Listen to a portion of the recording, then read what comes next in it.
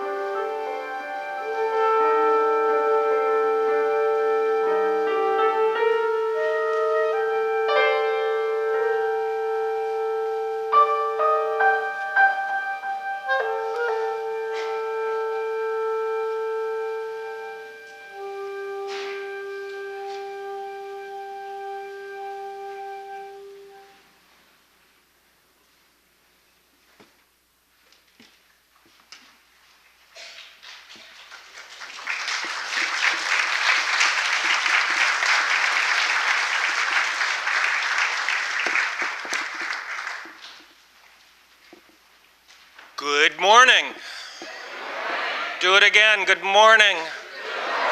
And like I said, may the 4th be with you. Welcome. Welcome if you are here for the first time. Welcome if you have been here forever. We used to have a student minister who said, welcome if you are here for the very last time. We welcome you to fill out a blue connection card if you want to stay in touch with what goes on around here, and please come and join us for coffee and conversation following this service. This is a beloved community of memory and hope, and here we aspire to open our minds to truth, our conscience to justice, and our hearts to love. And particularly on a day like this, we hope to open all our senses to beauty. And there is just something that tells me that I don't need to stretch out these announcements this morning. Nevertheless, please look at the schedule of things to come. After the service today, you've got a variety of choices. You can get your blood pressure checked. You can remember First Parish in your will. You can make a pledge. This coming Tuesday, there is an adult education program that Laura Scholten is coordinating about oral history, and she hopes that a number of you will participate in that from 7 to 9 o'clock. And let's see, younger kids, if you are here now, this would be a good time for you to go on to an in-gathering in the common room. And please remember that next Sunday, a good many of us will be at our retreat at Ferry Beach, where where I will be coordinating the informal gathering for worship in the morning. And here at First Parish, Megan will be preaching also at 10 o'clock. I am so proud to be a part of a congregation that treasures beauty in the way this congregation does, and I just know how much work and love and attention goes into putting together a morning like this one. Let us worship together, and I ask you, please, let's stand for our unison affirmation, and then we'll roll into All Creatures of the Earth and Sky, number 203. So together, love is the spirit of this church, and service is its law. This is our great covenant to dwell together in peace, to seek the truth and love, and to help one another.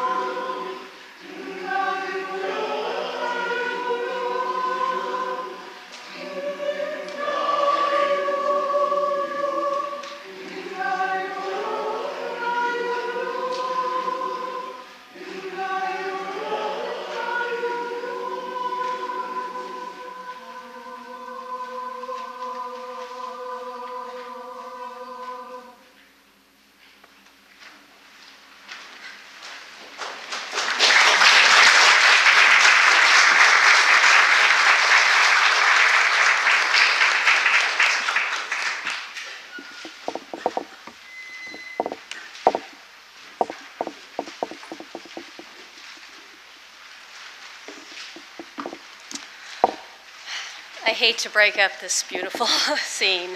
It was such an amazing piece of art and beauty and nature that we are just completely submerged in. And I'm afraid I'm going to wrench us out of there and take us into the built environment. The Green Sanctuary, a UUA program, encourages us to live by our seventh principle in a conscious and deliberate way. Like many good UU endeavors, it is not a prescription on how to be green. Instead, imagine the UUA gave us a subway map with 4 distinct lines, but no stops. It was up to us to decide what interesting landmarks we wanted to visit, and then what we wanted to design and create for each of those stops. The red line, destination religious services, with stops at environmental sermons, readings, and spiritual connections to the planet. The blue line, destination religious education, with stops at Earth Circle's curriculum, Hungry for Change, and Eat Your Values. The green line, destination environmental justice, with stops at environmental films and community book groups, a vegetable garden for the Bedford Pantry, and new raised beds. And finally, the orange line, destination sustainable living, with stops at recycling, paper reduction, promotion of energy audits, LED lighting, reducing our carbon footprint, storm windows, and new rain barrels.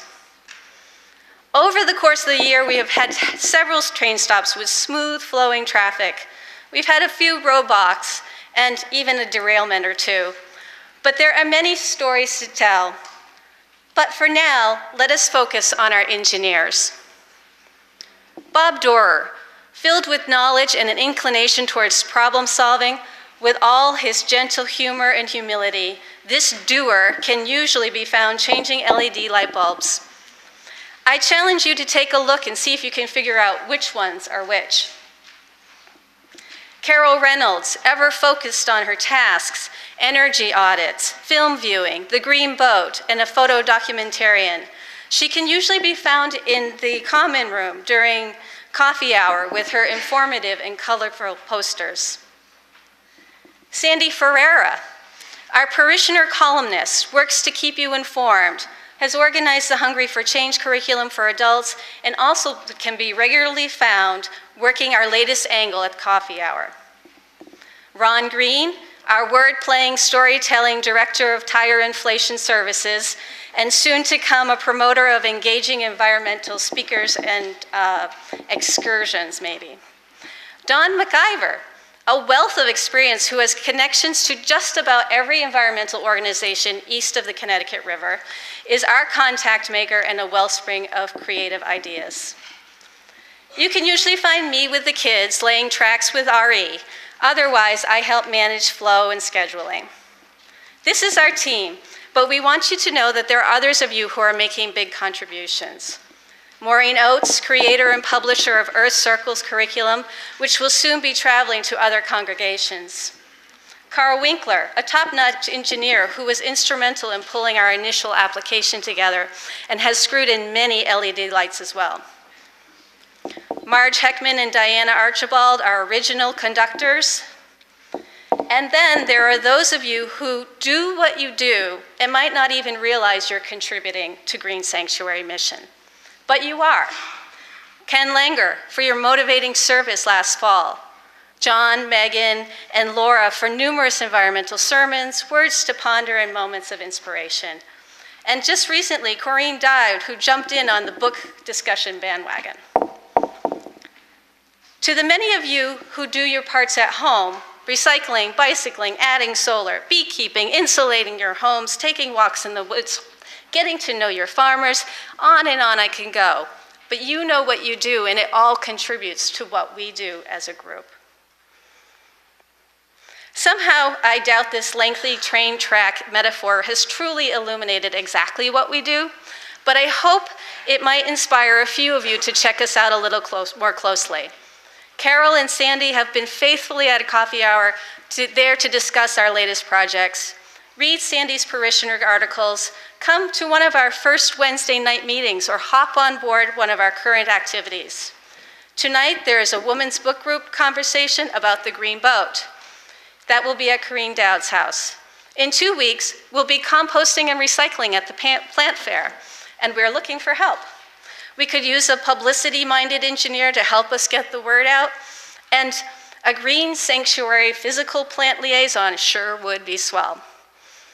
We look forward to traveling with you in the future, and I'll leave you with a special thank you to Brad for including us in this inspirational morning, one that is inspired to, helps us connect with nature through our listening, and I can't imagine a more beautiful, wonderful way to do that, and it's such an important part of our work.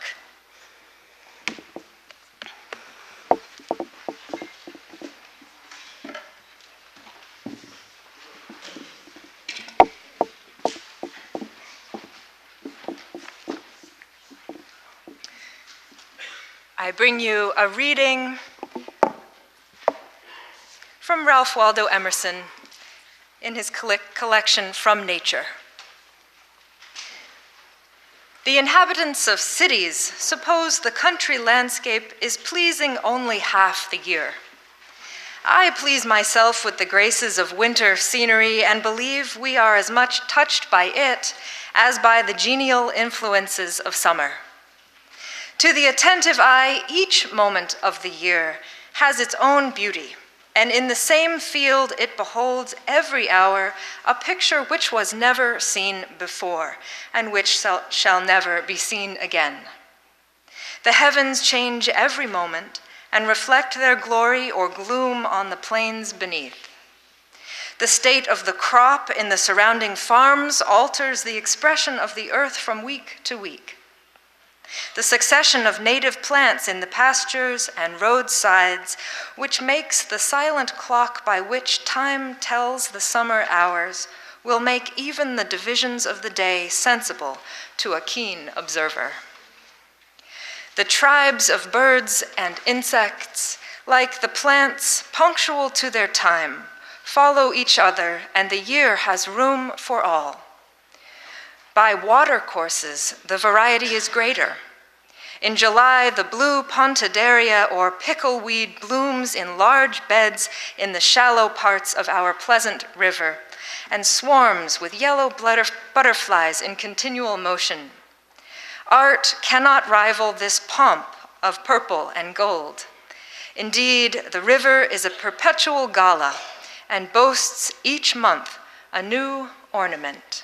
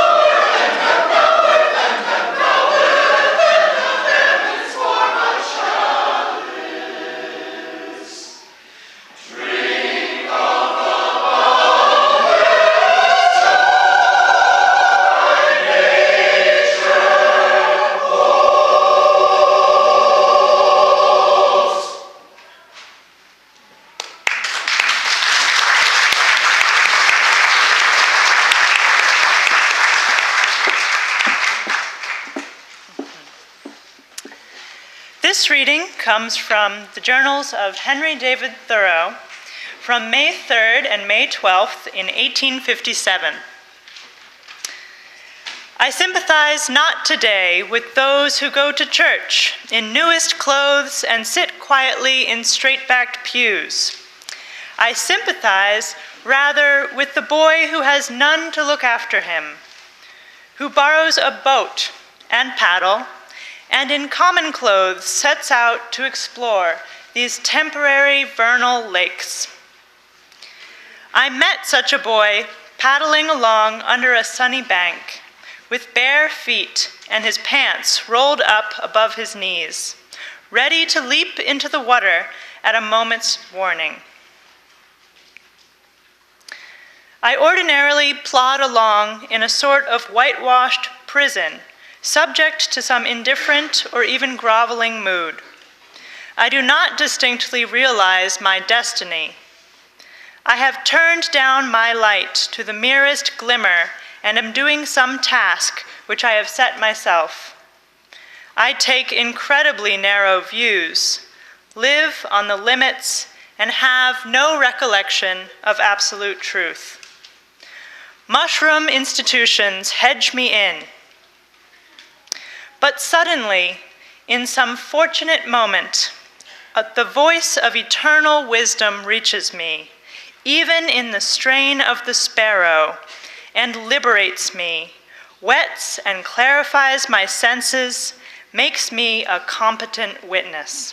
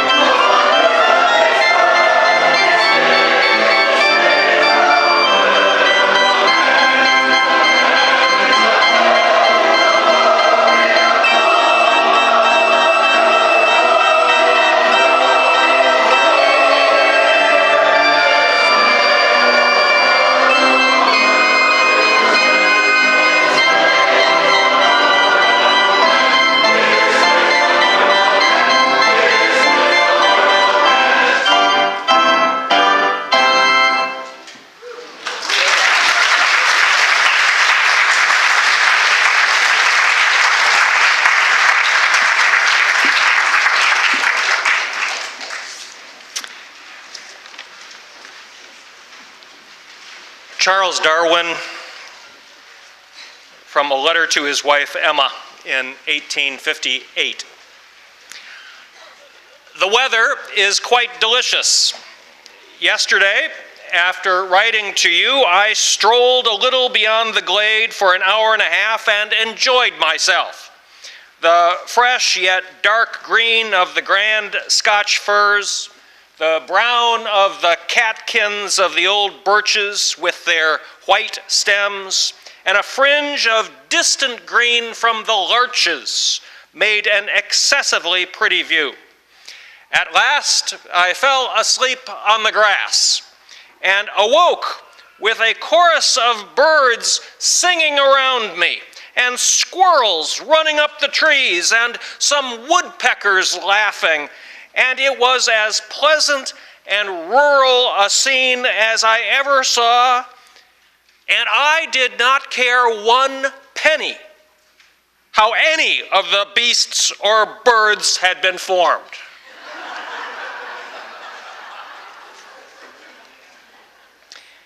As usual, on the first Sunday of the month, our offering in its undesignated portion is divided with our partners in Lowell and the Unitarian Church in the Khasi Hills, and I know that you will be generous.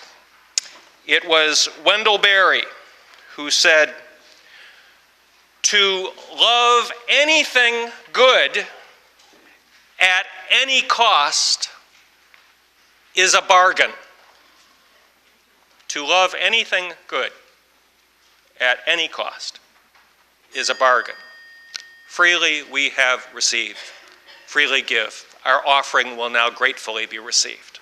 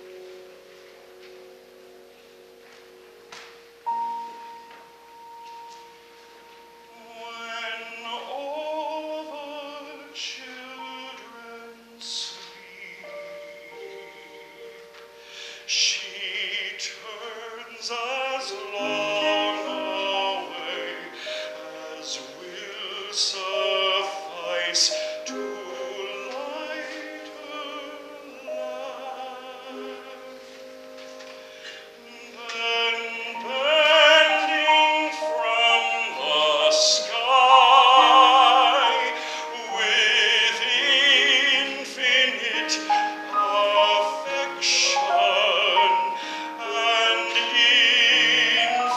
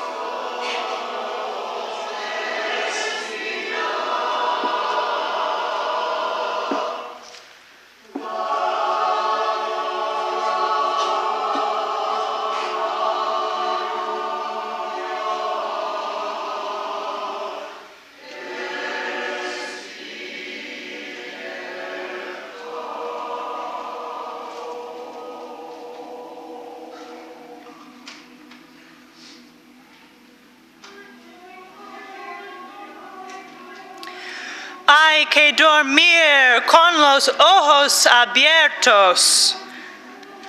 Hay que soñar con las manos.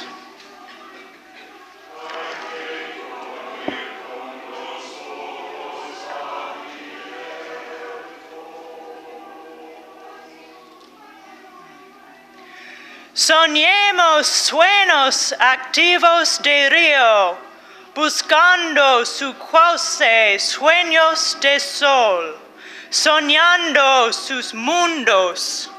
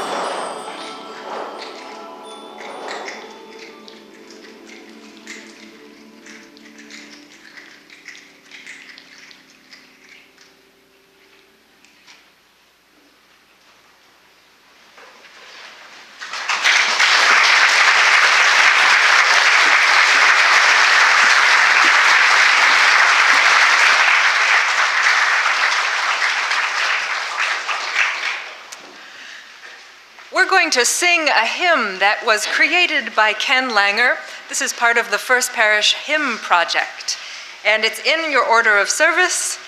Right here, "We Are All Sacred," written in 2012.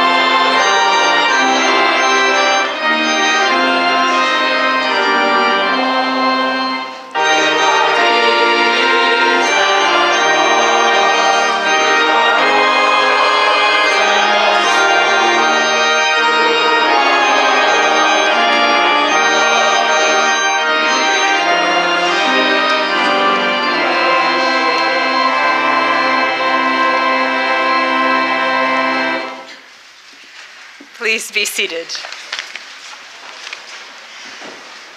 After the postlude, you will hear Richard play the steel pan, so you can just sit back and enjoy. And here are closing words by John Muir. In 1869, I was fortunate in getting a fine Saint Bernard dog for a companion. His master, a hunter with whom I was slightly acquainted, came to me as soon as he heard that I was going to spend the summer in the Sierra and begged me to take his favorite dog, Carlo, with me, for he feared that if he were compelled to stay all summer on the plains, the fierce heat might be the death of him. I think I can trust you to be kind to him, he said, and I am sure that he will be kind to you. He knows all about the mountain animals, will guard the camp, assist in managing the sheep, and in every way be found able and faithful.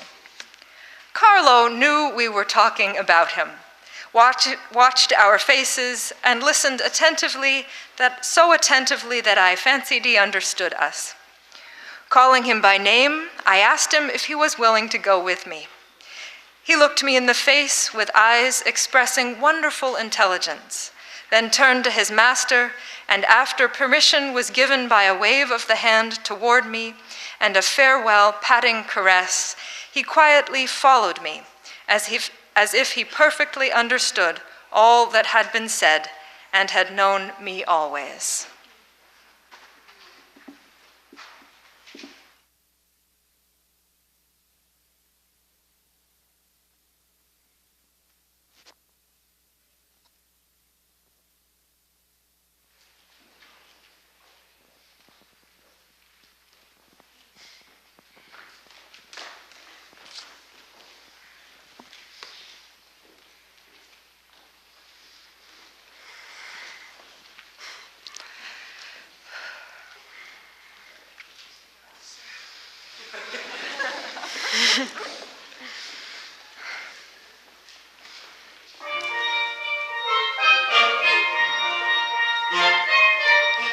The seaweed is always greener in somebody else's lake.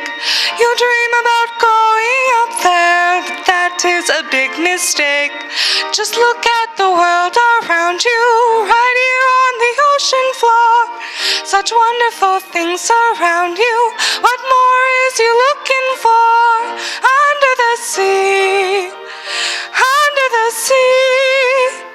Darling, it's better down where it's wetter, take it from me. Up on the shore they work all day, out in the sun they slave away, while we devote in full time to floating under the sea. Down here all the fishes happy, as off through the waves they roll. The fish on the land ain't happy, they sad 'cause they in the bowl. But fish in the bowl is lucky, they in for a worse fate. One day when the boss gets hungry, guess who gone beyond the plate? Under the sea, under the sea. Nobody beat us, fry us and eat us in fricassee. We want the land folk love to cook, under the sea we off the hook. We got no troubles, life is the bubbles, under the sea, under the sea. It's like a treasure, we got the beat here naturally. Even the sturgeon and the ray, they got the urchin start to play. We got the beat here to get to hear it under the sea. Play the flute, the carp play the harp, the bass play the bass and they sound and sharp. The bass play the brass, the chop play the top. The fluke is the Duke of Sore. The ray he can play the lings on the strings. The trout rocking out the blackfish is in. Smell down the spot, they know where it's at, and no doubt blowfish blow.